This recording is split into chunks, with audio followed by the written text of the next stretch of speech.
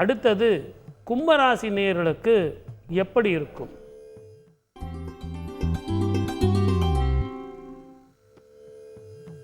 Sir, ஜென்மத்திலேயே சனியும் செவ்வாயும் இருக்கார். கொஞ்சம் உடம்பு படுத்தும் சார். சோம்பேறித்தனம் அதிகமாக இருக்கும். நாளைக்கு பார்க்கலாமே, நாளைக்கு செய்வோமே, அப்புறம் பார்ப்போம் சார், நிதானமாக பண்ணுவோம் சார் அப்படின்னு நாளைக்கு போவார், திருநாளை போவார் அப்படிங்கிற மாதிரி ஒரு கணக்கு இருக்கும். இருந்தாலும் தாயினுடைய உடல்நிலையில் கொஞ்சம் அக்கறை வேணும். பயணத்தில் கவனமாக இருக்கணும்.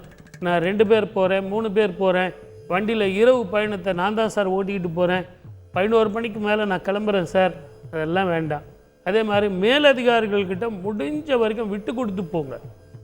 தொழில் பண்ணிங்க அப்படின்னா எக்ஸ்பென்ஷன் பண்ணாதீங்க. நிதானமாக பொறுமையாக இருக்கிறத வச்சுக்கிட்டு பண்ணுங்கள். இந்த 1 வருஷம் நான் எதுவுமே பண்ண முடியாது சார், என் வயசு பார்த்தீங்களா, அதெல்லாம் யோசிக்காதீங்க. கடவுள் கண்ணு திறந்தாருன்னா ஒரே ஒரு நாள்லேயே நீங்கள் பண்ணிட்டு போயிடலாம். அந்த காலத்தில் ராஜாக்கள்லாம் நந்தா விளக்குன்னு சொல்லிட்டு நிறைய தான தர்மங்கள், நிலங்கள், வீடுகள் இதெல்லாம் கொடுத்துருக்காங்க. அதில் இருந்து வரப்பட்ட வருமானத்தை வச்சு நந்தா விளக்கு போடுங்க அப்படின்னு சொல்லிட்டு அந்த கோவில்களுக்கு நிறைய வருமானத்தை ஏற்படுத்தி கொடுத்துருக்காங்க. அந்த மாதிரி நந்தா விளக்கு நீங்கள் போடணும். முதல்ல நந்தா விளக்குன்னா என்னன்னு தெரியணும். 2வது கும்பராசி நேயர்களுக்கு இந்த நந்தா விளக்கு போட்டிங்கன்னா எவ்வளவுதான் கிரகங்கள் உங்களுக்கு 7.5 சனியாக இருந்தாலும் சரி, குரு பார்வை இல்லைனாலும் சரி, உங்களுக்கு அற்புதமான பலன் கிடைக்கும். அது என்ன நந்தா விளக்கு? ஒரு நல்ல எண்ணெய், தயவு செஞ்சு இந்த கூட்டு எண்ணெய் அது இதெல்லாம் வேண்டாம். நல்ல எண்ணெய் நீங்கள் சாப்பிட்றீங்க இல்லையா, அப்படிப்பட்ட ஒரு நல்ல எண்ணெய் வாங்கிக்கங்க. அதை எடுத்துகிட்டு போய் நீங்கள் சுவாமிக்கிட்ட கருவறையில் இருக்கு பாருங்கள் அந்த தூங்கா விளக்கு, அந்த தூங்கா விளக்கில் இரவில் வந்து நீங்கள் அந்த எண்ணெயை ஊற்றணும்.